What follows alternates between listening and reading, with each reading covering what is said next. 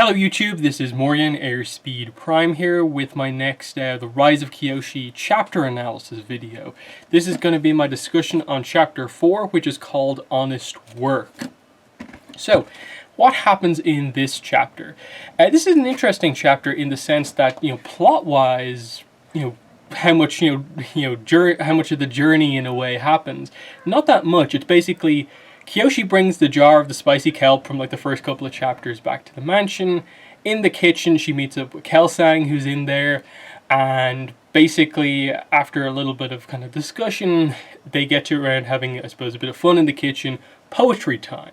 And when it gets around to Kyoshi's turn, the poem that she says it comes just off the top of her head, but feels like it's been almost written before, but it's meant to be a sort of improvised thing. Kelsang is like, Kyoshi, how did you learn that song? Who taught you that song? He recognizes it. It is in the next chapter that they reveal that it's actually a poem Kuruk wrote, but I think it's important to have that context in terms of discussing just the events of this chapter. So, getting into the details here. So at the very start of the chapter, Kyoshi notes when she gets into the mansion that there are powerful benders kind of walking around the place, that people from all different nations, she can sense how strong they are. They're obviously here to pay their respects to the new Avatar, Avatar Yun. But what turns out over the course of the chapter, kind of the impression she gets from Kelsang, because one thing is revealed here is that from Kyoshi's perspective, everyone has sort of noticed Kelsang and Jianzhu aren't getting along as well anymore. There seems to be a little bit of a rift that's developed between the two old friends, the two teammates of Kuruk. Something's happened between them. And what that is basically is the idea that Jianzhu has sort of has been going a little bit too far above his station. He's just meant to be an Earth Sage, someone who's helping the new Avatar.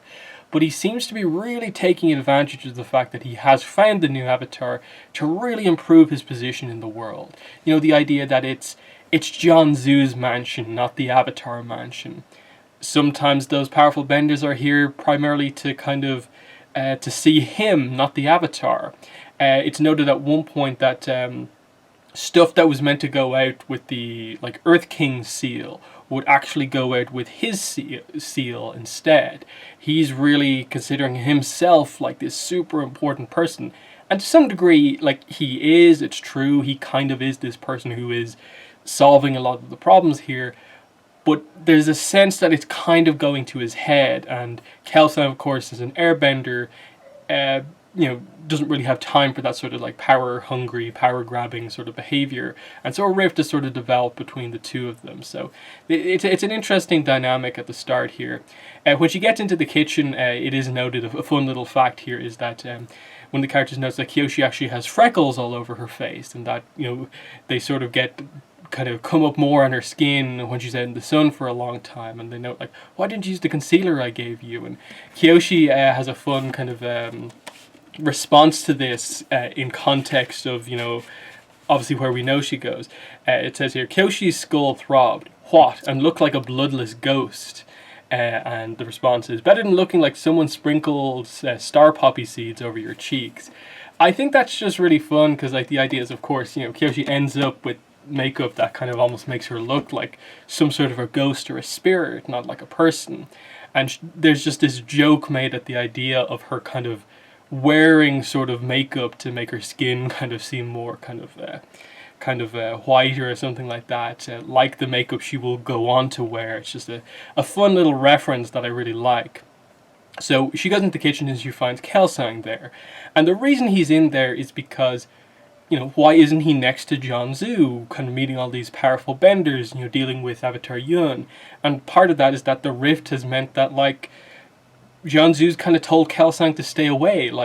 Airbending is not next in the cycle for him to learn. He has to do fire first. We have to focus on that. So Kelsang's sort of been asked to stay away. So he's gone into the kitchen to help them cook, because the whole fruit pie things with the airbenders. So he's helping them in there. Kyoshi settles in beside him to help him cook. And this is where we get the idea of her kind of explaining, I suppose, her history with Kelsang, that in the last 9 years, Kelsang has been the one to effectively raise her. It's explained that he's spent a lot of time away from the Southern Air Temple, as much time as possible in Yokoya port, looking after her. And then when he couldn't be there, he made sure that she was able to stay with some other family and was looked after. But for the most part, he tried to be there as much as he could to raise her. So it is meant to be this sort of father-daughter type dynamic between them, that he saw something in her at the end of the first chapter and has looked after her, all the time since then. So really, really nice kind of dynamic here, to the point where it's specifically said by like Kyoshi's narration that Kelsang is the dearest person in the world to Kyoshi. That's how kind of important of a dynamic it is. Also, at this point, it is said that this relationship forming of Kelsang caring for her so much is kind of unique and kind of wouldn't have happened with anyone from the Earth Kingdom, because in this part of the Earth Kingdom, it is said that love is reserved solely for blood relations. So Kyoshi, being an orphan, wouldn't have had anyone. So that's another thing of like Kelsang being from the air nomads is kind of what allowed her so much. So it's also this kind of subtle thing as well of like Kyoshi, even this early on, getting that sense of like having a connection to a different nation as well. Already a sort of air connection kind of quite heavily in there. She's best friends with a firebender, of course. You're just kind of wondering where's the waterbender friend going to come in at all. But anyway, we'll move on. Yeah, I talked about the rift between Kelsang and Jianzhu. And yeah, so then poetry time in the kitchen. I suppose this is the main thing at the end of this chapter. Auntie Mui, who's kind of running the kitchen, is like, okay, she the idea with her, they add just there's like one or two little things with her character, and one of them is that despite just kind of working in the kitchen, she always tries to be that little bit more sort of high society than like you would expect from her. So stuff like mentioning like the concealer and makeup to Kyoshi earlier on, and then here making sure that even in the kitchen, just everyone in the kitchen has to do a little bit of poetry. So here's poetry time. One of the guys goes, not a great poem. Kelsang goes next and actually starts doing sort of a sea shanty type thing where they're a little bit more kind of crude, but the idea is that you create sort of a song / poem about someone like sort of unrequited love type thing, of basically someone who doesn't know that you care about them, but your song is meant to be about them, and everyone else in the room tries to guess who your song was about. So he sings his song, other people go, and the next guy in the kitchen goes, and everyone's like, oh, yeah, that means you really like Mirai, the greengrocer's daughter, and he gets all embarrassed. And then it's Kyoshi's turn. And Kyoshi does this like multiple verse kind of thing just off the top of her head. Like, she even notes in her kind of narration that it's completely improvised, but somehow is working really well. No one knows who it's being talked about, which is kind of interesting. But Kelsang is kind of like, this is I sort of know what I've heard this before type thing. And she keeps going on, no one can guess what it is, and when she finally finishes, Kelsang is just like, Kyoshi, who taught you that? Where did you learn that from, Kyoshi? And that's where the chapter ends, with the idea of there's something significant to this song. Now, bringing in from the next chapter, I'll discuss the next chapter in the next video, but I think it's important for the discussion here to know that the idea is that this is a poem that Karuk wrote, and that's why Kelsang knows it, because he was sort of present, or like I think the specifics are, I have to read the chapter again, that like before Karuk could give this poem to the person he wrote it about, he actually like passed it over with his friends to see if it was worth doing. So that's how Kelsang actually has heard this before, and why there's a significance behind the fact that like only a handful of people in the world know this poem. Kyoshi is not old enough to know it, because of course the ages, the way they work is that Kyoshi as a potential avatar candidate couldn't have possibly have been alive at the same time as Kyoshi, as a Karuk. So what's going on here, and this obviously is going to be what starts Kelsang beginning to believe a little bit more that Kyoshi could actually be the Avatar, because ultimately Yoon is sort of unproven as the Avatar, as we'll find out, that he hasn't bent another element. So there's still some, some up in the air aspect to Yoon, and that's why it's still open, and Kelsang is thinking that. Now, some extra analysis to go into this. It's not necessarily about the specifics of the poem itself, but more of, I suppose, why in this situation, this type of poem, did Kyoshi say this, and what's going on here?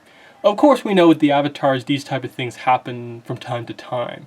There will be these connections and memories from past life to past life.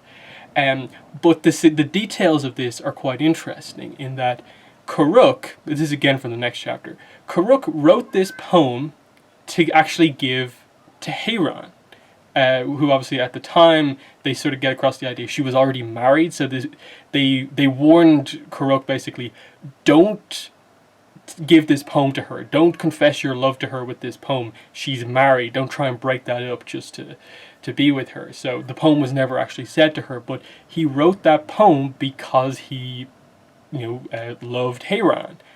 And there's a significance behind, I think, Kyoshi saying it, with the idea that the game that is being played is that you are describing a person who you have sort of unrequited love for. And we know, or will know, that one of those people is Rangi. And they note that Rangi and Heiran, obviously like mother and daughter, look very, very similar. Like they are so kind of, they look so much alike, albeit just the age difference. So I think that's a nice little connection that's there in terms of the subtle setup with this, of like a love poem for Karuk, Kyoshi saying a love poem, and it's almost like the idea of like that she cares that way about Rangi but doesn't realize it herself, but it came out because there is this sort of connection through the lives of like why this actually happened. And I really like that. I only noticed it there kind of reading this chapter alone ahead of things, that's actually the way it works out, of just the whole, can friendships transcend lifetimes? In this case, it feels like another example of that, of like the previous avatar loved Heiran, the next avatar loves Heiran's daughter. There's a nice kind of duality to that I quite like. But again, the key thing here is Kyoshi is now suddenly in play as an avatar candidate. How does Kelsang, who has sort of become a little bit out of touch with Jianzhu, go about doing this going forward?